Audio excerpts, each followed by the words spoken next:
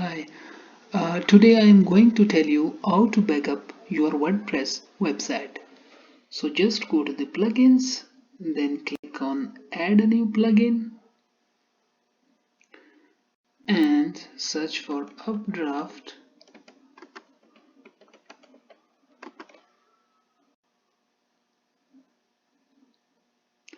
Install the plugin.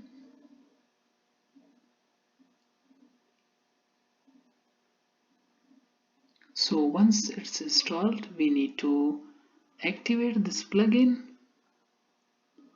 So it's installed. We need to activate this plugin now. So once it's activated, we just need to go to the settings of the plugin and let me click on the backup now and then select only allow this backup to be deleted manually. Click on that and create a backup of your website. It's done. So we have this backup.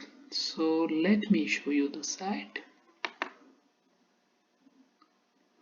So we have this site now. For example, if we accidentally delete some of the pages of the site, so just go to the site. So for example, if I delete this page now, so let me delete it permanently, then delete permanently. Now just visit the site. So now we don't have this page.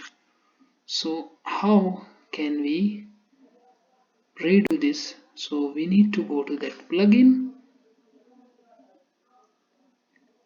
go to the plugins and just go to the Updraft and go to the settings.